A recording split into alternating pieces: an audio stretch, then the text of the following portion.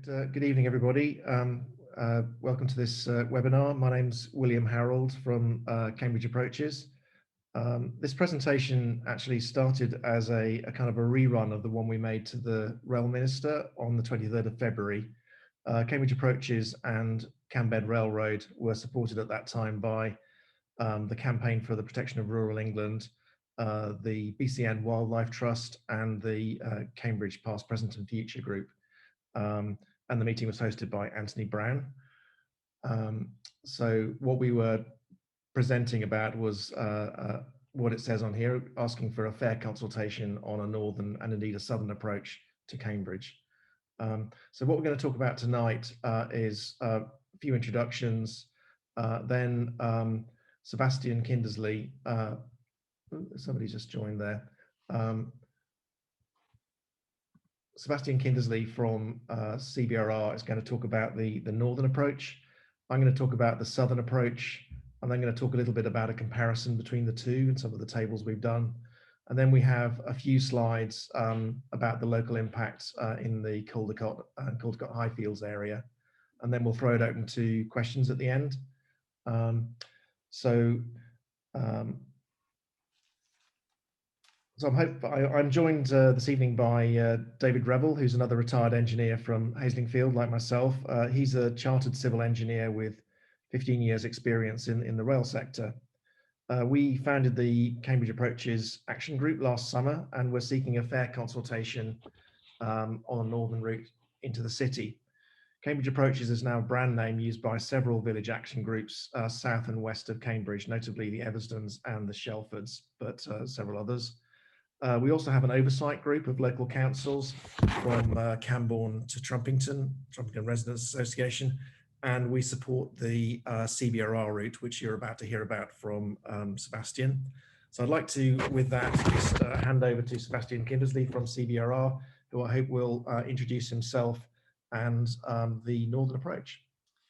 Thanks, William. Good evening, ladies and gentlemen. I'm Sebastian Kindersley. I've been a local councillor for 22 years in this part of Cambridgeshire, and I chair Cambed Railroad.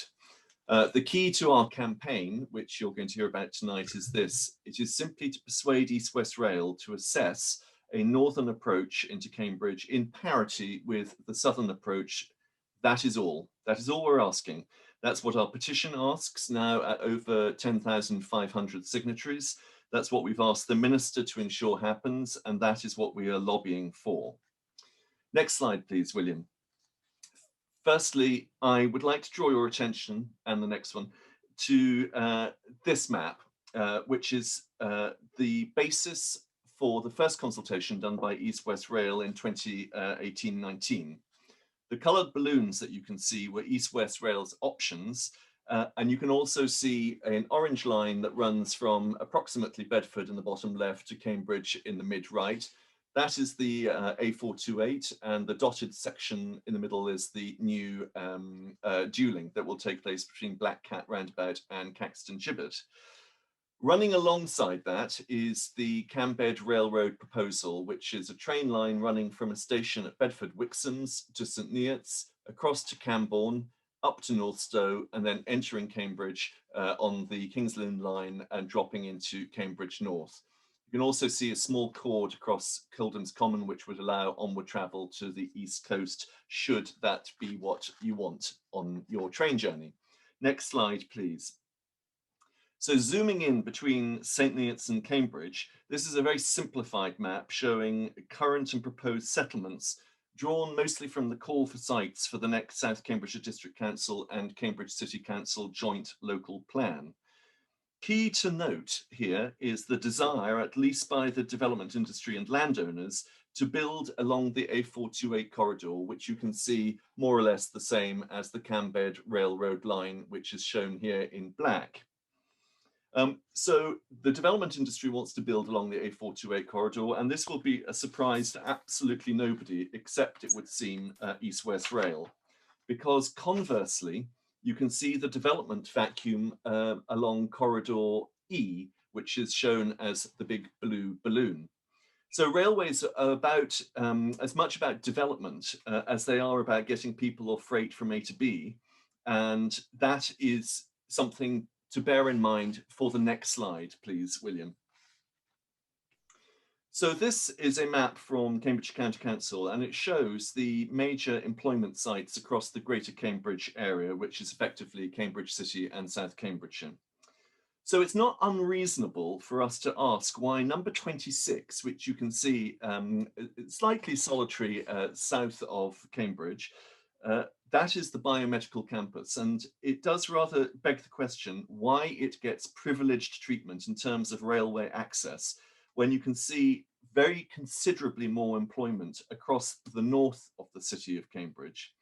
So the question is, what difference is it going to make to the 18,000 journeys between Oxford and Cambridge every year for people to sit and wait for passengers, commuters and students to get on and off a stop at Northstowe, a stop at Cambridge North and a stop at Cambridge Central before arriving in Cambridge South?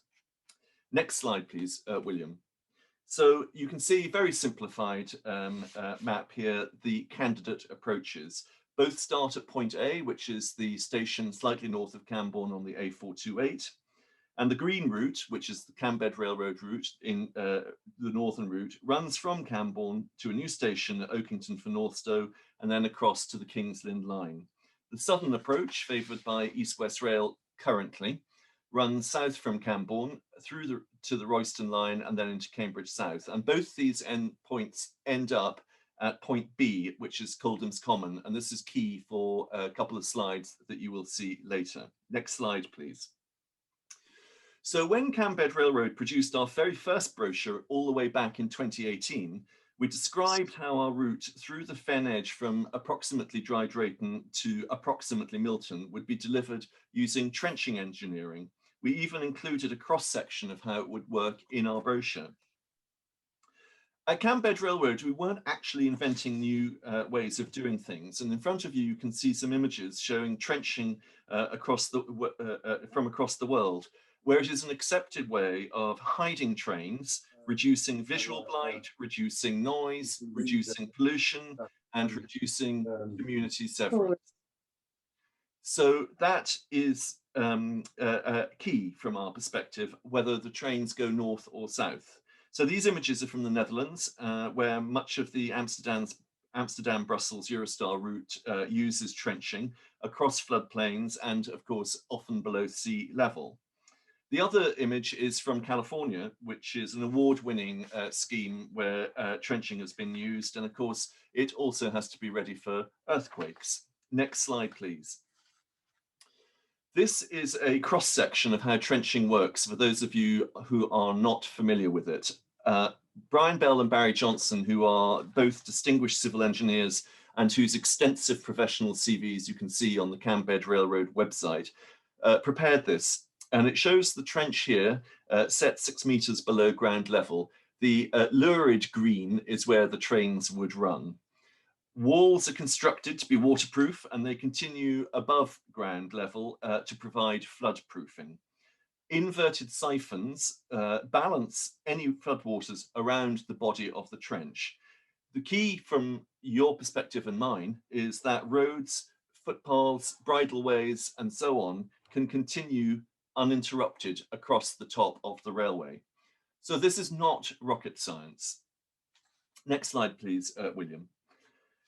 It is a measure about how East West Rail works that it simply ignored what Cambed Railroad proposed for the northern approach in the fleeting assessment that it has done of the northern approach to date. This slide shows some of East West Rail's objections to the Cambed Railroad proposals. For example, East West Rail suggests our route requires elevated track, viaducts, and heavy piling. It simply doesn't. They've completely ignored the trenching technology that we have been promoting for 3 years. East West Rail object to a bridge crossing the 8-lane motorway at Bar Hill at the A14 at a 90-degree angle, easy to do, but they don't mention the complex angled bridge required across the A428. In any case, our train tracks will be travelling under the A14. Tunnelling under motorways is not uncommon. Lastly, an obsession with 4 tracking apparently required for Cambridge North leads to detailed information in the consultation papers about properties to be demolished, but without providing any justification for the actual foretracking itself.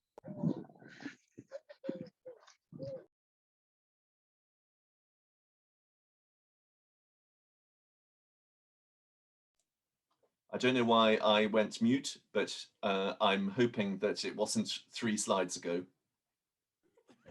I was meeting somebody, and I think I might have clicked the wrong button, Sebastian. So sorry about that. That's all right. Don't worry. So I'll just start the foretracking bit again, assuming that so this obsession with foretracking means that we know very much about the properties that are going to be demolished, but we don't actually know why they're going to be demolished. If foretracking is required for an approach from the north, why is it not also required for services approaching from a southerly direction to Cambridge North and onwards to Norwich? Next slide, please, William. So our civil engineers were challenged about a station at Oakington for Northstowe, and they have knocked up this image of what it might look like. It is in fact a silent and largely invisible station. Now, they will be the first to admit that they are not architects, so this is very much a very basic presentation, but you'll be able to see train tracks coming in below ground level with platforms, low-lying buildings alongside escalators, lifts, and so on. So all of these things are eminently doable and have been done in many places across the world. East West Rail and their discussions with Anthony Brown, for example, talk of a reasonable worst case scenario. From our perspective, this is not what we should be doing with national infrastructure projects, which will endure for 150 years plus. We need to be sure that we have the best scenario. And until a fair and equal comparison of the northern and the southern approaches has been done, we cannot be confident that we have the best scenario. Thank you, William. Now for the Great Wall.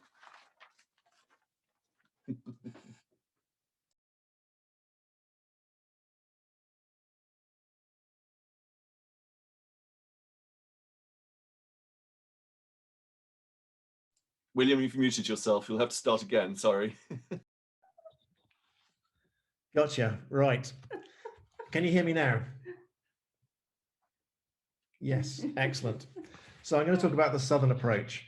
So the proposed southern approach crosses the beautiful Bourne Valley, immortalised by Rupert Brooke's lines, and sunsets still a golden sea from Haslingfield to Madingley. That's what this photograph from Chapel Hill shows, with Haslingfield in the foreground and the higher ground at Madingley on the horizon.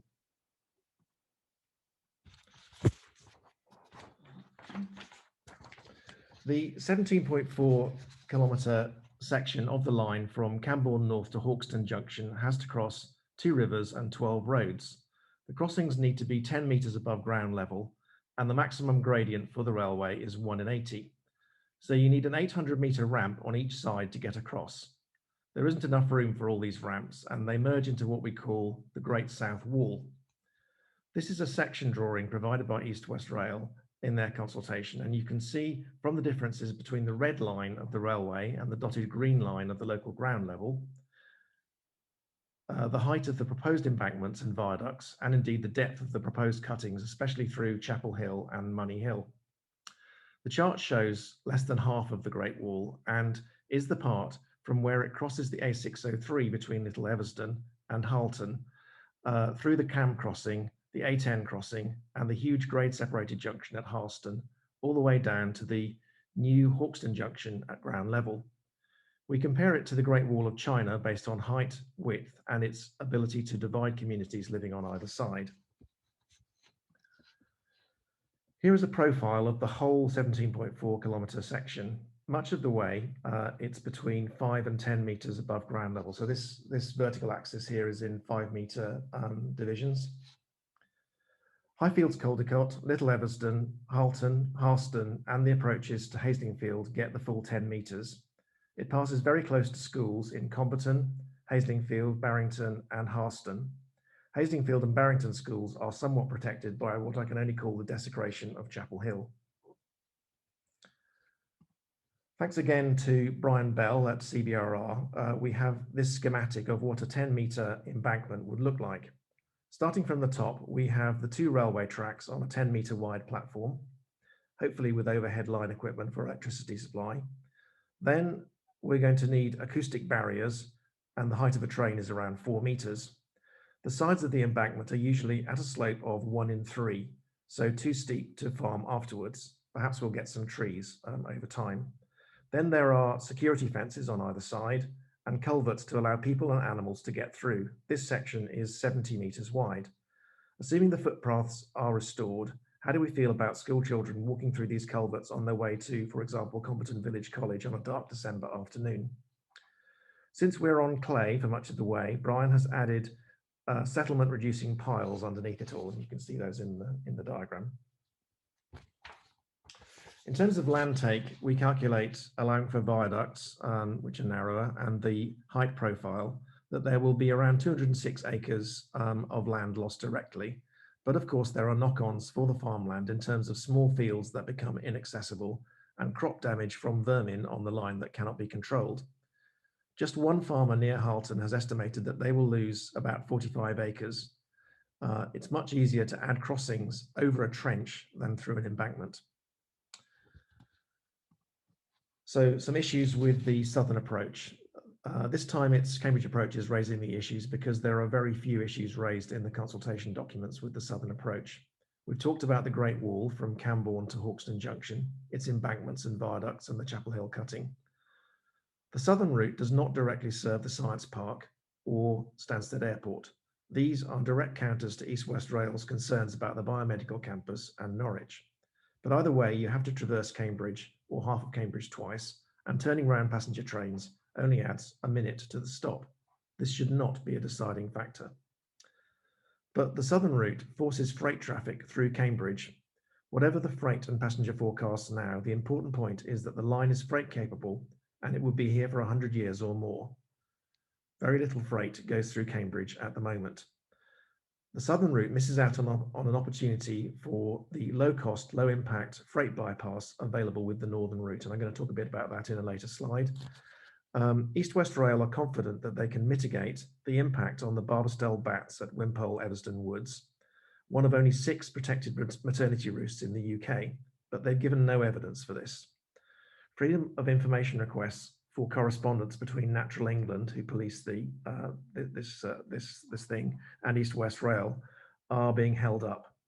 Furthermore, the university does not know how the Mullard Radio Astronomy Observatory impact will be mitigated. A lot of foretracking into Cambridge is stated to be necessary, but there are only 4 sparse pages on the subject, in contrast to the 40 pages of details for the northern approach. The details of the southern approach foretracking are to be determined. We are also advised that the foretracking on the Harston to Great Shelford stretch is a pretty marginal decision, so we may end up with foretracking there with the southern approach. I'm just going to touch on some economic issues, really just incompleteness. So we have a question, can East West Rail decide on a southern approach with no completed strategic outline business case, no detailed transport analysis, including destinations beyond Cambridge, no integrated local transport schemes,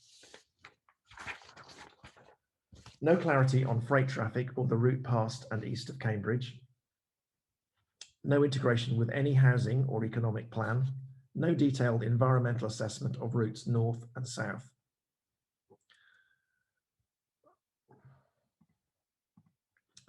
Well, Cambridge Approaches and the BCN Wildlife Trust have performed a desktop environmental assessment of the routes into Cambridge.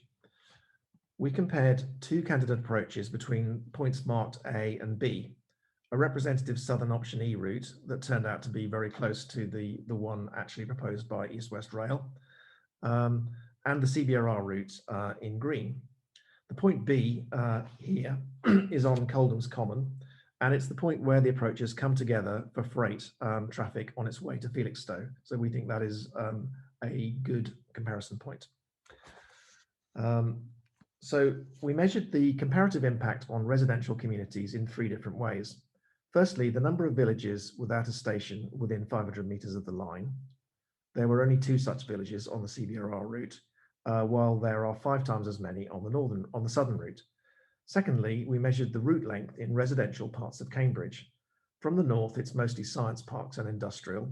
From the south, there are several residential districts from Trumpington running a full 7 kilometres to the Mill Road area.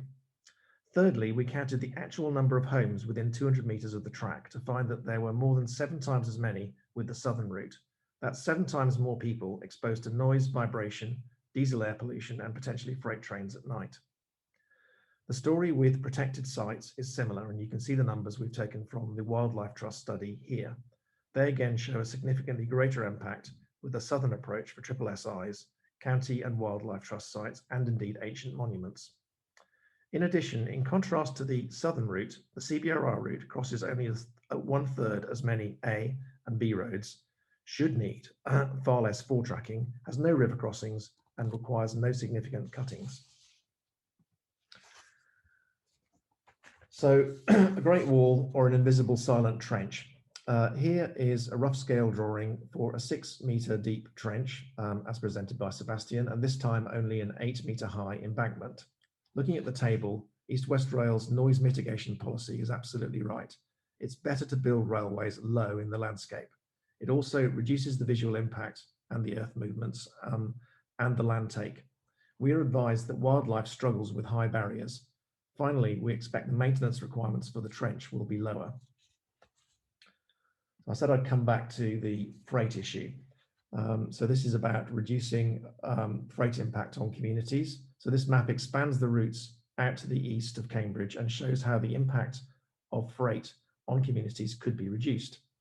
East West Rail's option E route, shown in red, also affects communities in eastern Cambridge. Indeed, it's quite hard to think of a route that impacts more residents overall. So you can see it's going through the 10 villages here, through residential South Cambridge, then the Coldham's Common turn, through eastern Cambridge, through Cherry Hinton, Fulbourn, and villages to Newmarket and through Newmarket. The blue CBRR route alleviates the impact on Cambridge and villages to the south and west. Adding a chord south of Ely, maybe in the future, would allow freight on the central section while completely bypassing Cambridge on the route shown in green. These are existing tracks here, apart from this little chord, which we're proposing just south of Ely, existing tracks, and then this is the CBRR route. So moving on to the local impacts on Highfields Caldecott. So we have a local photographer has done a drone's eye view of the junction between West Drive and Highfields Road, with kind of permission of the homeowners that you can see in the foreground. So this is a view near where the railway would come through, basically today, and then the next one shows an impression of what the embankment would look like if it goes through.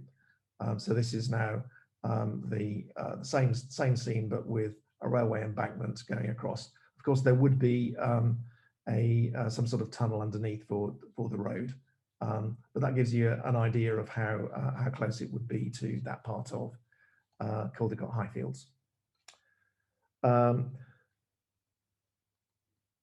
Okay, so I'm going to move on to this slide that David Revel has put together. This is showing some of the impacts in the Highfields Caldecott area. So as Sebastian mentioned, there is a long, skewed and high crossing of the A428 and the St Neots Road, which is not mentioned in the consultation text, followed by the Highfields Road that we've just seen a photograph of with the photo composite. Further south, the embankment height drops as the line goes down the side of the Hardwick Ridge and into the Bourne Valley. There are shown here a couple of triple SIs that are quite close to the track. So just to talk about those, there's the Hardwick Wood, which is a 15.5 hectare biological triple SI. This medieval wood contains mainly ash and field maple, while the old part has a pendunculate oak with a shrub layer of hazel and hawthorn, and early purple orchid and yellow archangel. There are birds such as warblers and marsh tits. Caldecott Meadows is also a biological triple SI, traditionally managed by hay cutting and grazing. Plants include salad burnet and dropwort. Also shown on this map somewhere is a housing development that's in progress from Linden Homes, and the proposed route actually goes right through the middle of that. So finally, I'd like to talk about the support that we have for this consultation on a northern approach today. As Sebastian mentioned, we have 10,500 petitioners supporting this consultation. We have the parish councils from the Cambridge Approaches Oversight Group. You can see the names of them there, that have also made a declaration to the Department of Transport about this fair consultation, and they would represent about 30,000 people. So we are calling on the Department of Transport to help build a consensus on the approach to the city by holding a fair consultation on Cambridge North in parity with Cambridge South. So thanks very much. That's the presentation, and I'm going to throw it open to questions.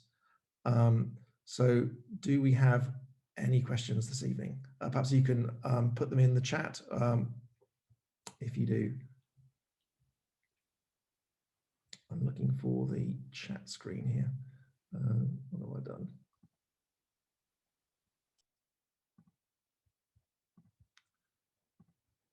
Yeah, okay, so stunned silence, I think, from everybody. Let's just give that a few minutes and see if anybody has got any questions, or whether you've all got it sorted in your minds. I'd love to ask a question, if that's okay. Absolutely, yeah. Hello, my name's Claire. I live with my partner in Haslingfield on Barton Road. First off, I don't have the words to express our thanks and humblest and stunned gratitude for what you are doing and what you have done. Having read as many documents as we can over the last 2 weeks, we'd sort of given up hope, because the bias to the southern route seemed incredibly clear from EWR, and as you say, the evidence pathetic at best. Ultimately, I'm a cynic, and having consulted with government, most things will come down to money in my experience, and I'm delighted to be wrong about everything I'm about to say. If money is ultimately one of the most powerful parts of this argument, is there a way to force the reconsideration and detailed planning financially of both of those routes as part of the comparison? I think that I think you're right. I think that the cost of the railway is important, and certainly when we had the opportunity to present to the minister and we presented that Ely chord, the first thing he said was, "Golly, I'm not going to be rail minister long if I propose that additional chord." So and he's made sort of other statements about how he's worried about getting this section past the Treasury. I mean, it's the section of the East-West Railway that actually is the only one really that requires new track all the way, and the costs went up by a factor of 3 between the 2019 consultation and what was proposed in the 2020 option E decision. We have established that there is a strategic outline business case. We'd love to see it, and we've FOI'd it. And apparently, because it's a draft, then the public servants need a safe space in which to operate. But I think we do need to see that that business case, because in 2020 the benefit to cost ratio that they presented was 0.63, which means the benefits were less than the costs. Since that time, we've had the COVID pandemic. And the concern is that in terms of the business case for this, is that if people are going to spend 1 or 2 days a week working at home, then that's going to hit the passenger numbers by, you know, maybe 40%. Exactly. So that's not going to do anything wonderful for the top line.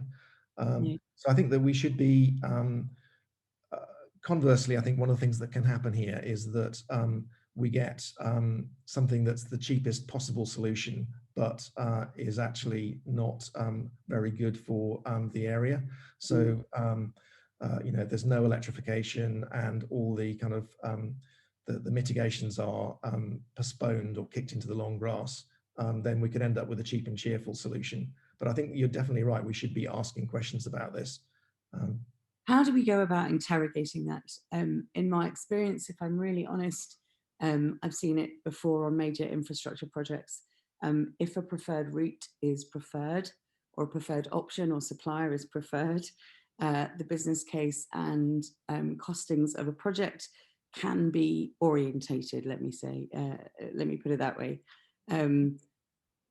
How do we go about interrogating if there is a detailed cost analysis and plan proposed for both routes? How do we go about interrogating that and validating that? I'm not a world expert on these sort of things, so I think that asking politicians and going to the press about it and kind of embarrassing them, Yeah. revealing what their business case is. Just keep saying, as Daniel Zeichner does in Cambridge, what is this railway actually for? Is it you know, a bullet train to go between Oxford and Cambridge? As Sebastian mentioned, that their own numbers are saying 18,000 journeys a year. If you divide that by 365 and the number of trains they're proposing in an 18-hour day, then you get less than one person per train. So Exactly. it's not that. Is it a you know, a commuter line? In which case, and you could kind of see that there would be people that would want to commute in and out of employment centres. But then, you know, is a fast train from Oxford to Cambridge that's straight as an arrow the right solution to that? Well, probably not. So what is it for? Yeah, exactly.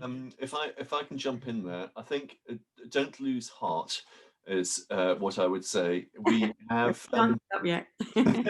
we have in the because the history of this is obviously that the initial approach that East West Rail favoured was a direct line straight through Bedford, Sandy, Bassingbourn, Cambridge, and so we've shifted them off that.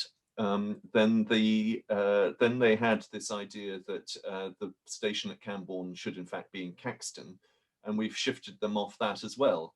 So there's every reason to believe that we can, at the very least, shift them into a position where they recognise that they will be having to explain to a judge in the course of a judicial review why it was that the southern approach and the northern approach were not assessed in parity.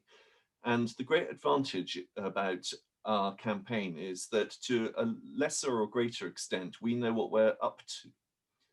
East West Rail haven't demonstrated so far that they know what they're up to. So, you know, I think we battle on, and we battle on with confidence, because ultimately it's in their interest to make sure they get the right solution. And at the moment, they're having difficulty seeing the right solution. So we must help them. Well, we will do anything we can to help. I thank you so much for that. I'm a cynic, but I won't give up until we've tried absolutely everything. So anything we can do, please just say the word. There's a lovely question in the chat actually from Isabel, and I agree with that, which is we feel slightly powerless other than writing letters and putting up posters and signing petitions. Are there other things that we can do? Sorry, Isabel, I'm not trying to steal your thunder. I'll shut up.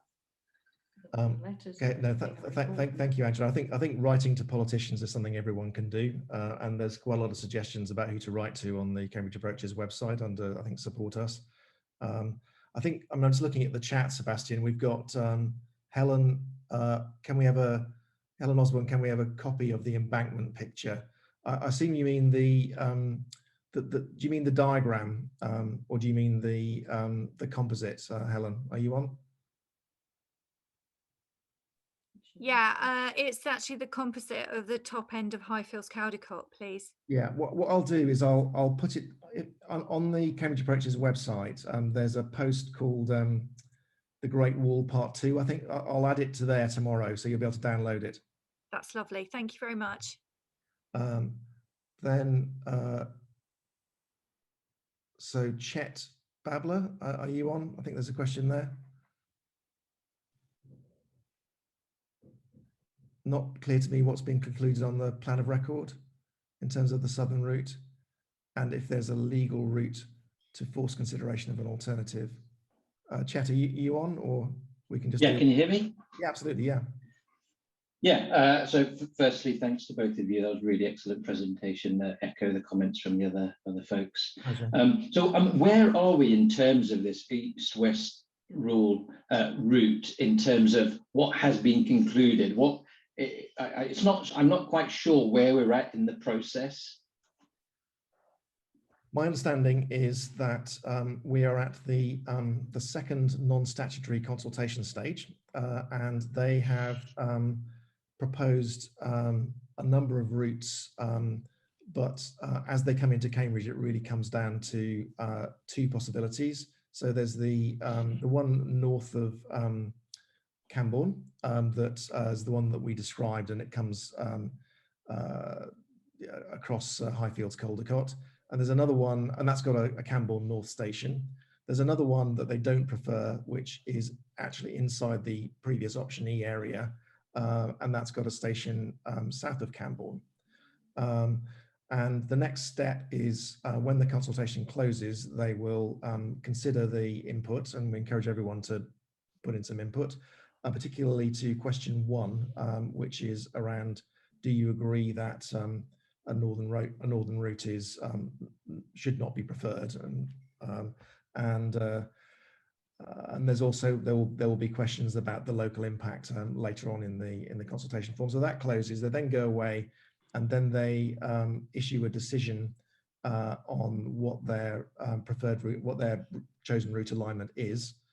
Next thing that happens is that we have a statutory consultation stroke planning application through the DCO process, which I believe is kind of end of this year, early next year.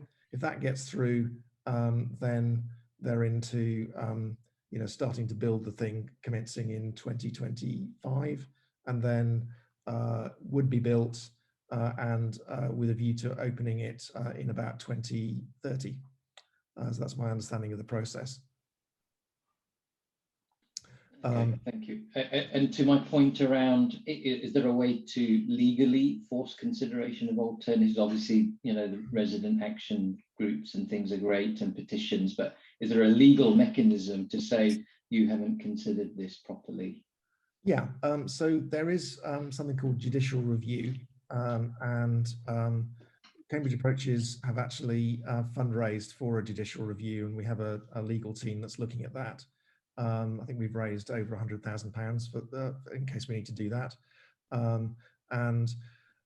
It's really about challenging the process that's being followed and whether people are given the information that they need. You can't really challenge the, whether it's the right decision, but you can challenge the process by which they have arrived at it.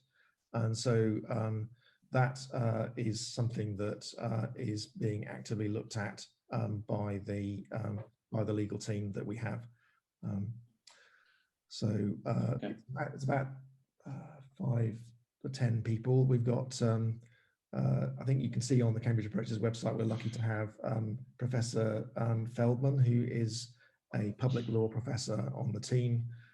We've got a couple of lawyers from the Everstons, a couple from Great Shelford, one from a barrister from Harston, a couple of engineers, and we're working with Lee Day and their barristers, who are called 39 Essex. So that is very much in progress. What opportunities come up, then we don't know, but we'll see. Thank you. I'm just looking down the chat. So Angela, again, how much do we think AstraZeneca and the Science Park are pulling the strings for the southern route? Sebastian, any comments on that one? Yep. I think that it was unfortunate and possibly unwise, to say the least, to have a senior officer from AstraZeneca quoted at length in the East West Rail press release launching the consultation.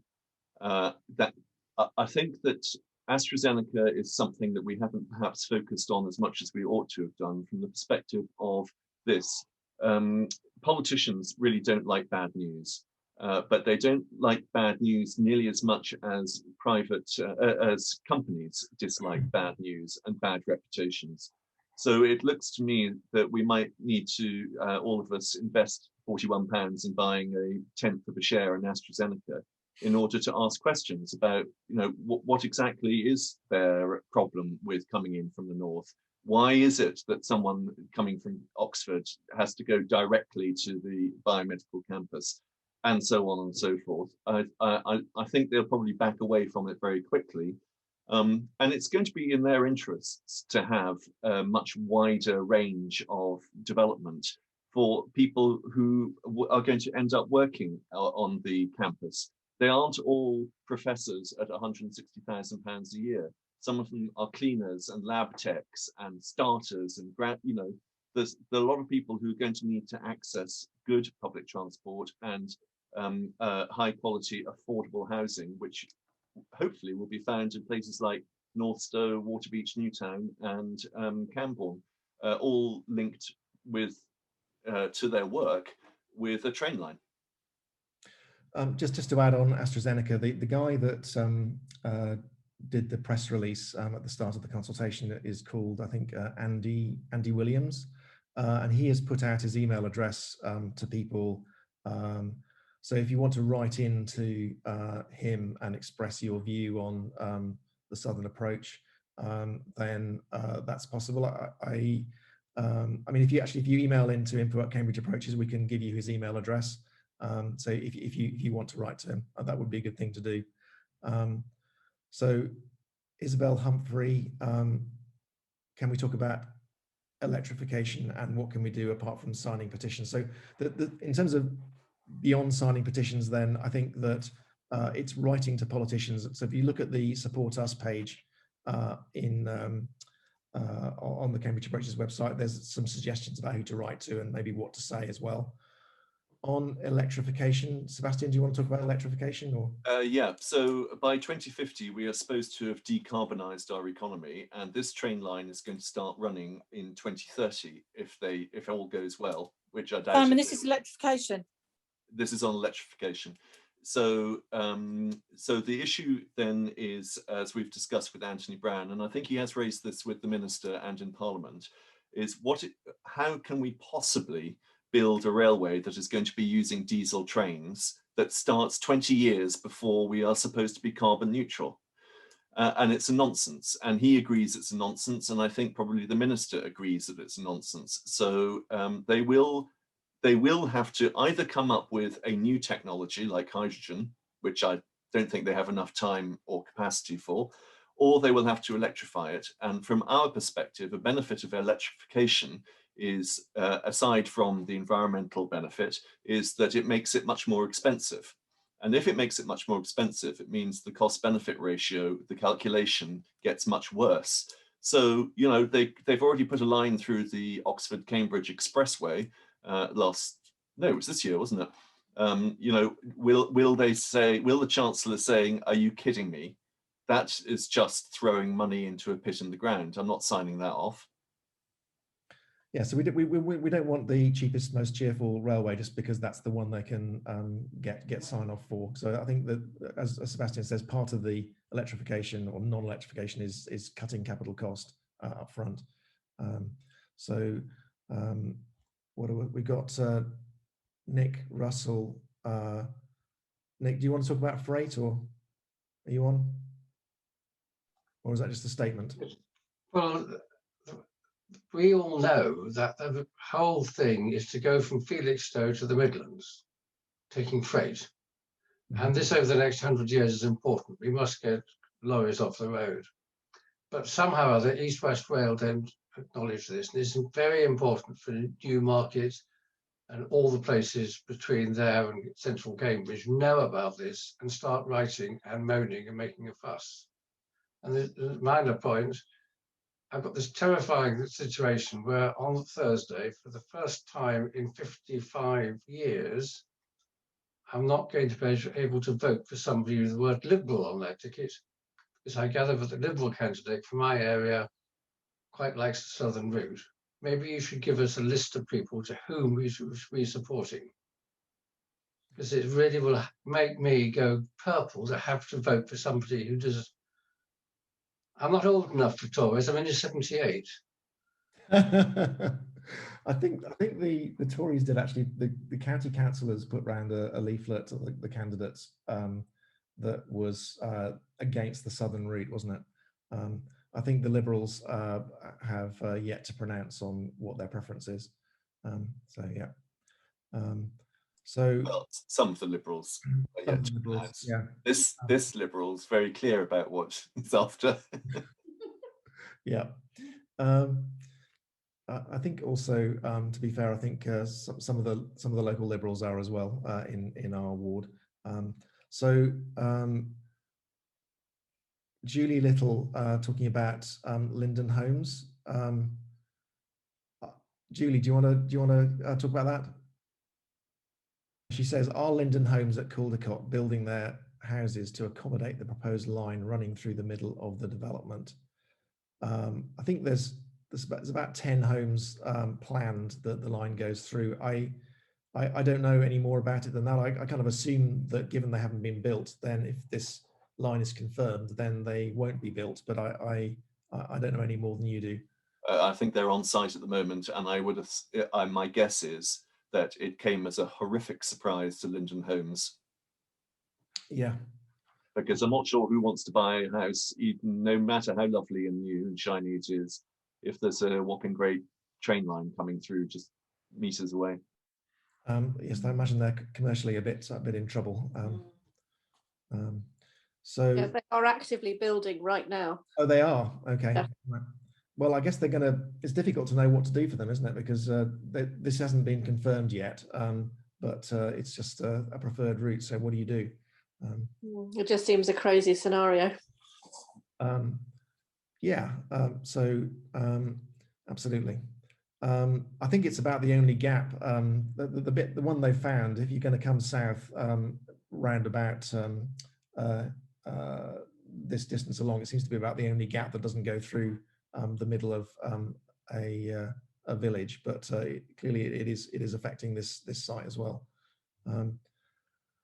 Number of potential trains per day, including freight, and the level of noise they might generate, asks Helen. So it's what I understand is that it's an 18-hour timetable from 6 a.m. till midnight.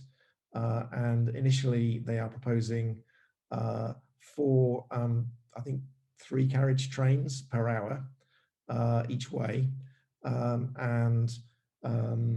If it goes well in terms of demand, then they would up that to 6 trains per hour each way. In terms of freight, then I don't think East West Rail have given much of a forecast. They don't have a mandate to operate the freight trains themselves. It's just a question of being freight capable and allowing the rail freight operators to go on it. There was a Network Rail report from August 2020 that said the capacity of the central section would be about 50 freight trains a day, so that would be two an hour. And there was another report that was suggesting that shortly after it opened, then maybe there would be 25 freight trains a day. So we're talking about between 1 and 2 an hour.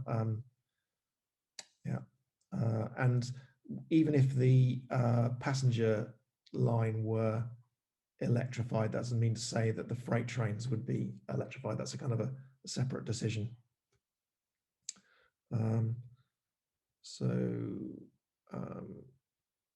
Yeah, we talked about the AstraZeneca contact. Can we put it on the website? Yes, that's a good idea. Why don't we do that?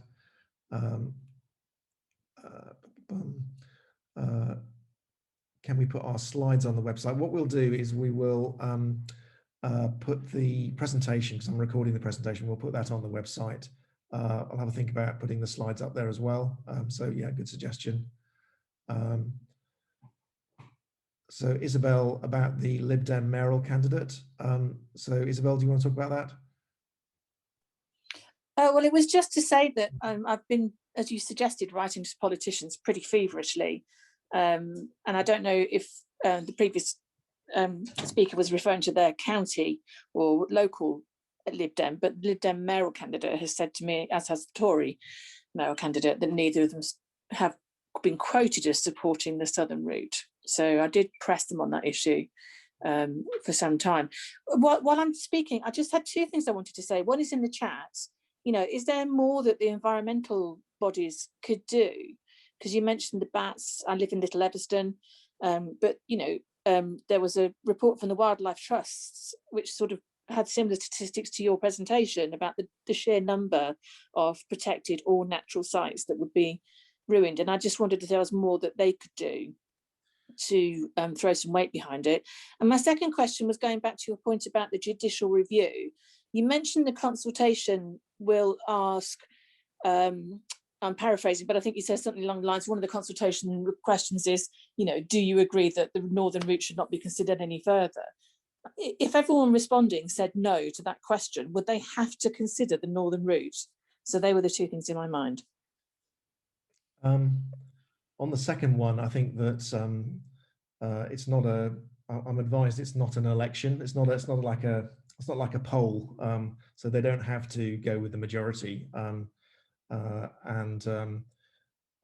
But I think it certainly helps if people actually do respond and say, we do want either a fair consultation or we want a northern approach.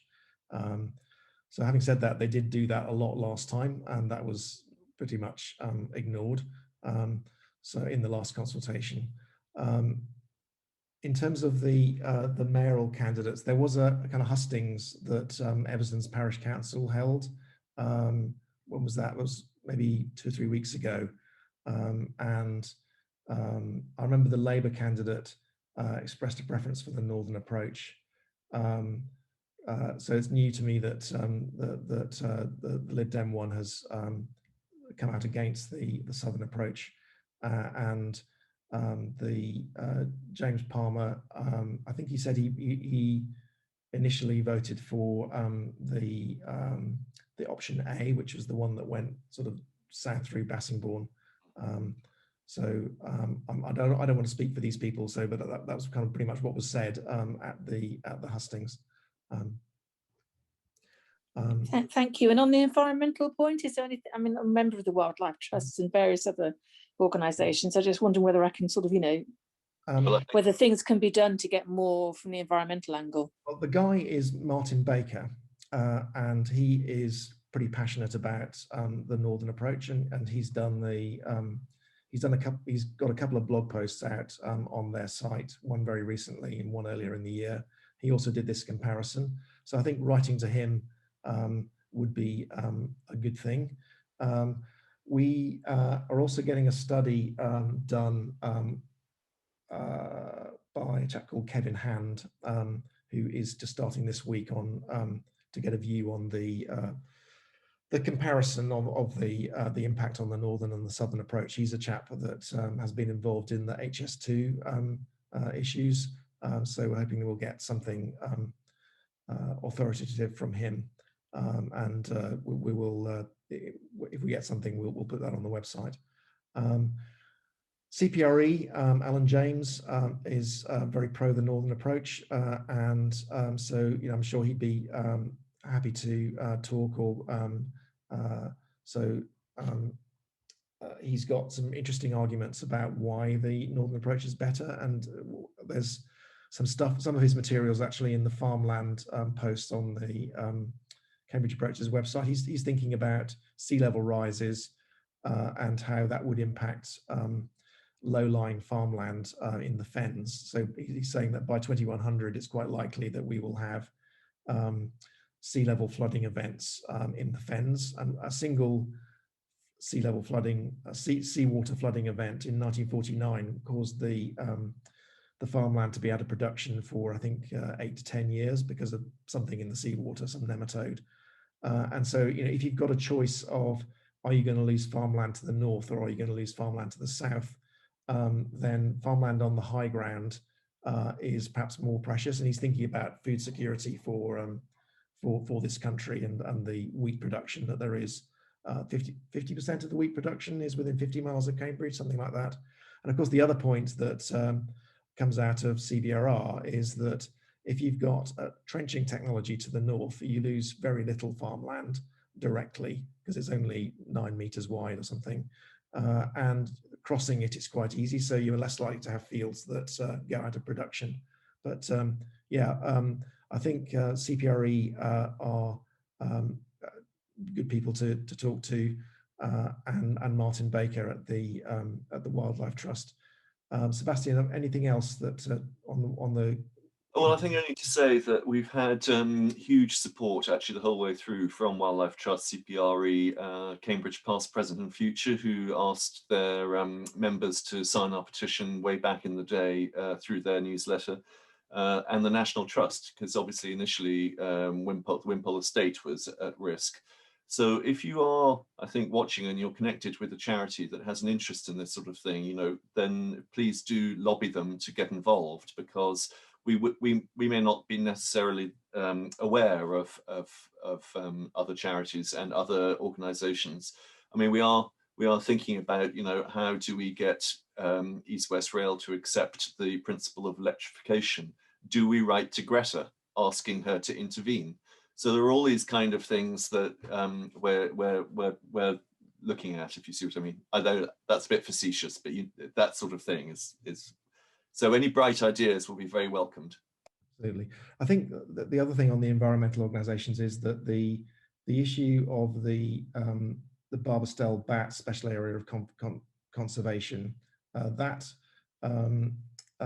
SAC is, you know, it affects the whole area. Those bats fly all across the area, probably including Hardwick Woods, just south of Caldecott Highfields, that triple SI, and that's policed by Natural England. And so on the Cambridge Approaches website under Support Us, there's a chap called John Torless, who is the local representative of Natural England. So I think that he's a good person to write to, because Natural England need to, well, I think they need to step up and protect the natural environment, because that's kind of what they are, that they're there for. And I think sort of having some visibility of their thought process is a good thing. So we have had a response from John Torless, but I think more people writing to him wouldn't do any harm at all. Thank you. These are really good suggestions. On the point about food security, is anyone engaged with PX farms who have acquired a lot of the land that's now within scope?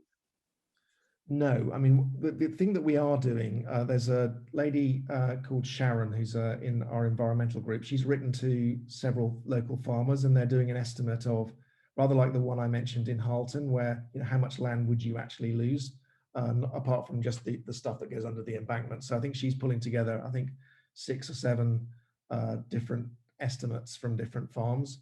But we haven't thought about writing to PX farms, so you know, do go for it, because they appear everywhere, don't they?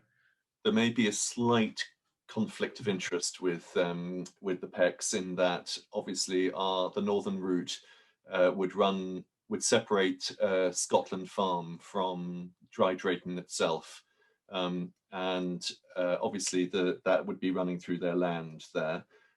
There is also this proposal, and I don't know what stage it is at, of a new park and ride at Scotland Farm. And there is also, in the mind of our current mayor, at any case, a prospect of a garden village at Scotland Farm. So I expect the estate, I expect the PECs have quite a lot on their plate, what with one thing and another. I see Steph from the Eversdens has put a link to the mayoral hustings on the chat. So okay, I think we've caught up actually. So if we've any more questions, or are we good? Yeah. So we're just locally just noting that the more people that respond to this consultation, the better, because more people cannot hurt in terms of swaying the result. So you know, just respond to it yourself, talk to your friends, get them to respond, and let's get a wall of pressure onto East West Rail. Okay, so if there's nothing else, then thanks very much for everyone for giving up your evening to listen to us talking about this. No doubt we'll do another one soon, and keep watching on the Cambridge Approaches and the CBRR website for updates, and we'll see you next time.